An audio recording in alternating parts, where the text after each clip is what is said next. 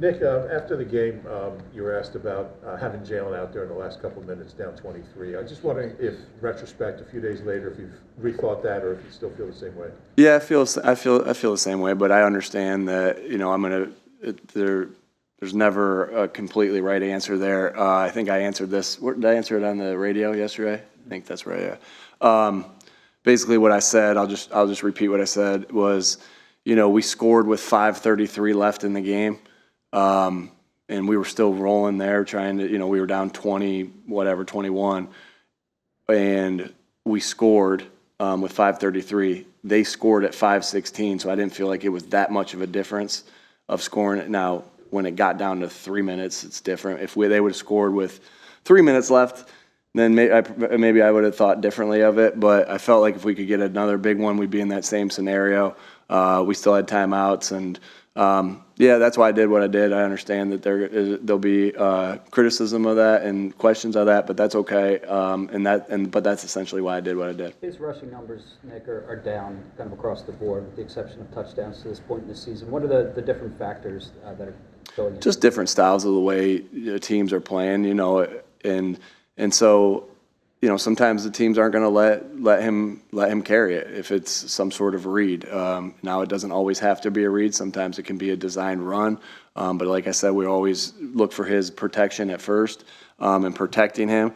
And there was a stretch of time, like if you look at the body of work, there was a stretch of time where we weren't running him much at all. And so that factors into a number when it's 12 weeks into the season.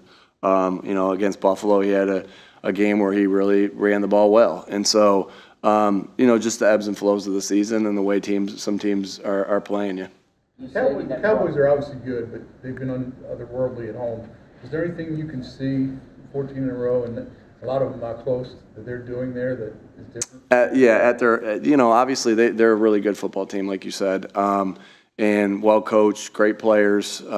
And so, obviously anytime in this league, every little thing matters, right? Playing at home matters, and that can give you an advantage. And obviously, they've done a really nice job of taking advantage of that. Them being on their turf, them being with their home crowd. To say they're playing a different style, I wouldn't say that I notice anything like that, but. They sure as heck been really good at home, so it'll be a challenge for us. Nick, it's probably a little more obvious what Dallas means in the passing game to everyone, but in the run game, how much have you missed his contributions? Yeah, anytime you lose a player like Dallas, like we've been without for a little bit here, you're going to be affected. And now, especially with Dallas, he's such a good player. Why is he one of the better tight ends in the NFL? Because he can. Because he's really good in the run game and he's really good in the pass game. And so, now the guys have done a good job of filling in for him, with Jack and Albert and Grant. They've done it, and Noah. They've done a good job of filling in for him. But, Dallas is who he is because, he's a really good player. And, we'll see how this week goes with if we get him back. Nick, Josh Sweat is playing 18% more snaps this year versus last year at this time. His production is down the last 5 games, 1 sack, not many hits and pressures. Is there a correlation there, or is it just that he's playing some pretty good left tackles during that span as well? We felt like Josh obviously we didn't win the game last week, but like he's been a pretty good closer. He had a good close against Kansas City. He had a pretty good close against Dallas the week before that, and so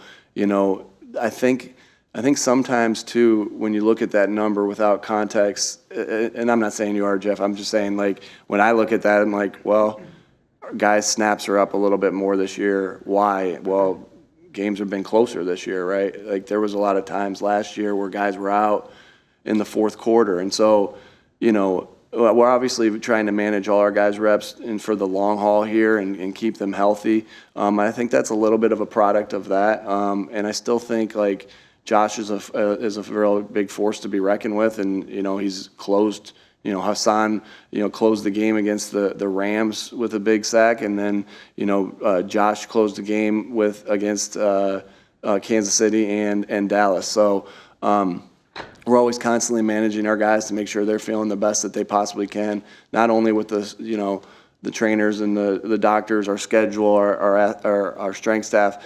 not only with that, but also their reps. So we're aware, but sometimes that is the course of the game. Like, and when you're in those final moments of a game, like the Kansas City game, like the Dallas game, you're going to put your best guys in and help and try to help it close them out. In addition to Dallas's 14-game winning streak at home, you guys have also lost 5 in a row there dating back. The last time this organization won was 2017. I get it, you've only lived 2 of them.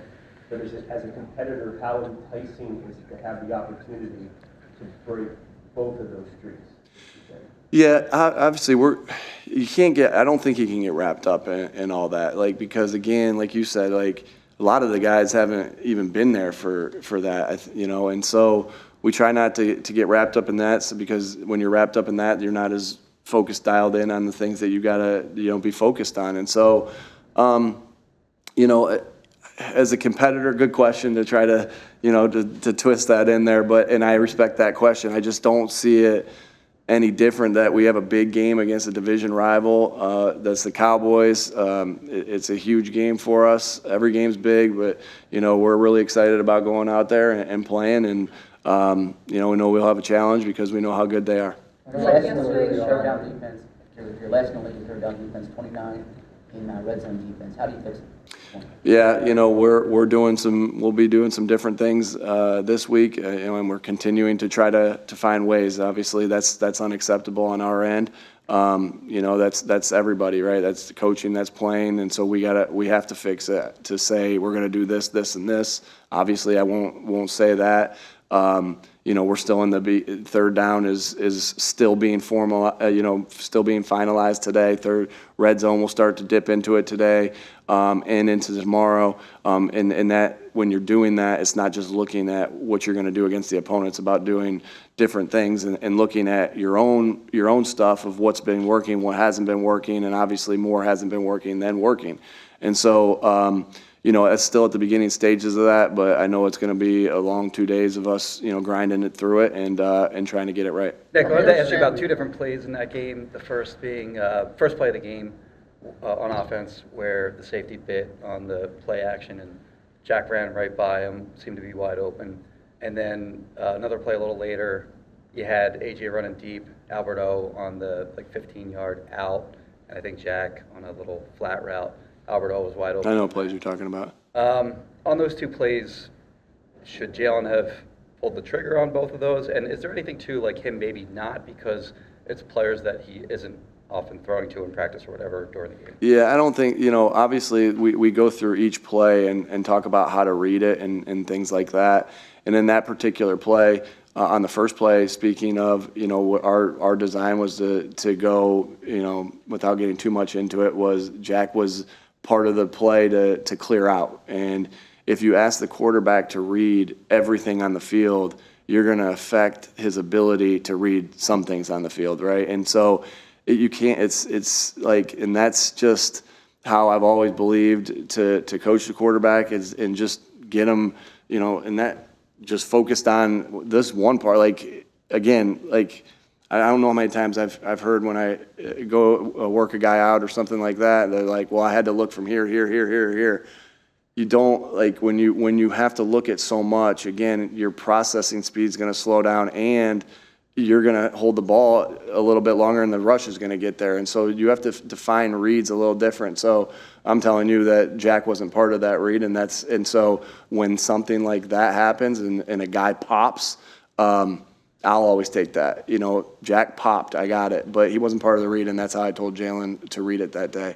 As far as your second question, it's really hard. Like the snap, the quarterback center exchange, wasn't clean there, right? And so he's picking that ball off the ground, and that's tough, right? That's tough. I mean, anytime you're grading more about the snap and the center QB exchange than you are about, hey, Jalen should have thrown the ball right here because, you're not in a rhythm, right? It's boom, I got to pick the ball off the ground. Now I got to get like that. That's really hard. And so, in my eyes, that when we put the numbers on the film of, hey, what happened here, Jalen's number's not on there for that one, because, it's just it was more about that exchange than it was, and then the read of the play. To follow up on that, sort of the accountability part of it, you're big on that when you put the numbers up. When you have a quarterback that's so good extending the play, what's that balancing act for you when you're like, bang, maybe this football should be out versus this guy makes a lot of plays?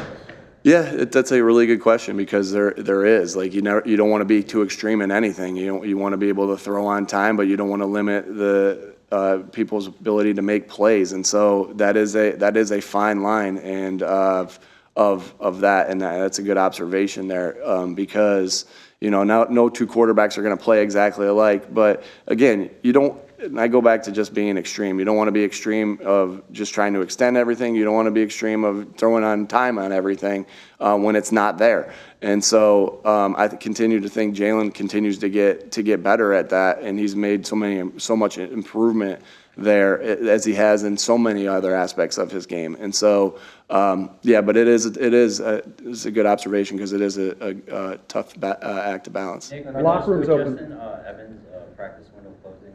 Can you share any information on the setback that he suffered? Yeah, obviously he won't be back. Obviously the window is closed, and sometimes that's the case. So you open it back up, and you're hopeful that somebody gets back, that they're going to get back. And in this particular case, he didn't. Obviously we'll miss him. We've missed him because I think he's a really good player. That was contributing on defense and on special teams. So we'll miss him. Obviously, we were all hopeful to get him back, and bummed that we don't. I know it's still been early with Shacklin just getting in this week.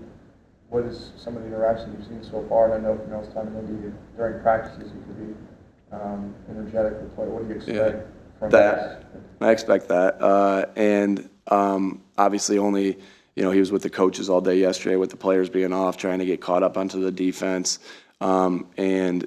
Only time I saw him really today was in the team meeting. I didn't really see where he was sitting, so I don't have the interact. I know who he is as a person, and I know he'll fit in great in this locker room with the guys, and excited about that. Nick, there were a couple of fans out here this morning holding signs saying "Run the ball." Given the way you guys are built, and given the way the league has changed over time, is there any part of you that's still surprised that people wanted to fall to that? We gave them coffee. No, hey, I love our fans. I love their passion and their energy. That's not the first time I've heard run the ball. And you know what? And we do need to run. We do need to continue to try to run the ball. And so no, I'm not surprised by that, and I appreciate their energy because I know that same energy of those guys sitting out there this morning when I drove in. They're going to have that same energy when they're cheering us on in the stadium, and I'm thankful and grateful for that. A couple more? It's been a long time since you've had a week like this coming off that type of. Yeah, it's not fun. Yeah. So what's the messaging to the team as you brought them in today? Yeah, we'll keep the messaging this week just in-house and inside, and just it's not anytime after you lose, it's always about getting back up. One thing I think so awesome about this game that's unlike any other. To me, is unlike any other profession, but I've really only done this profession, so I don't quite know 100%. But it's like it teaches you so many good life lessons of you're being up, being down. Like how many times is that like that in life, right?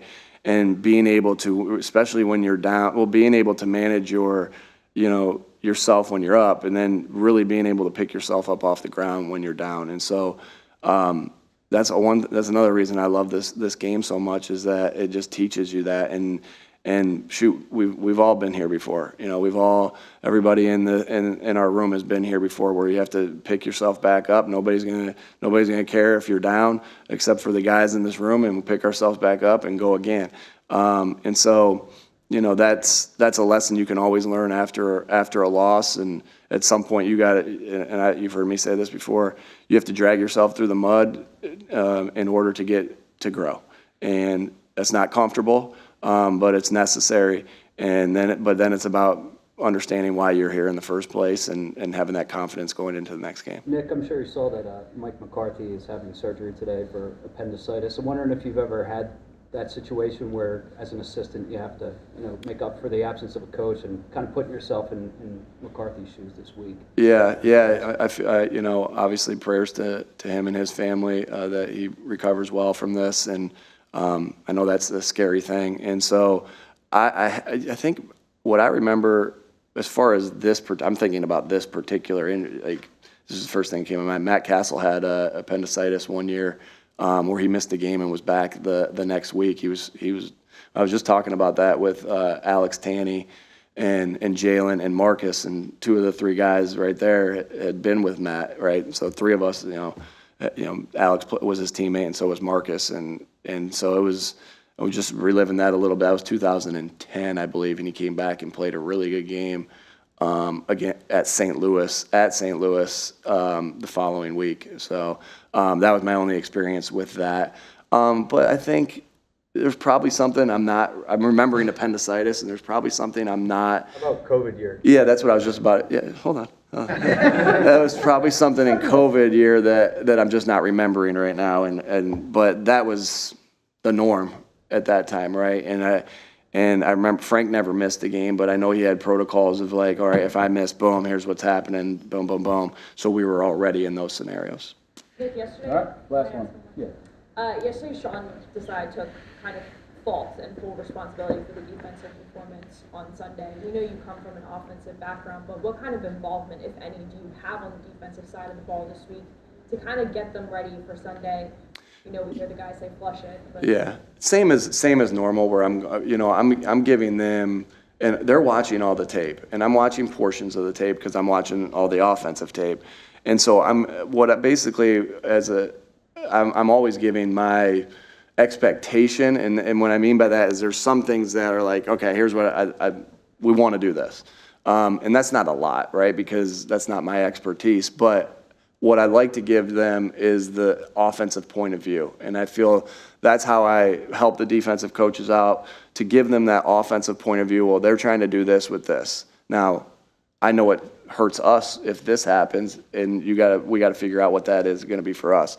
And that's the same way I try to coach the defensive players. If I just feel like sometimes if I'm teaching a defensive back how to take a pedal and then break, I can correlate that sometimes to a wide receiver, and I will, but like that's what I want DK doing. That's why we pay DK to be that coach. And so I always try to really tie it into the offense and what they're thinking and how they're trying to attack.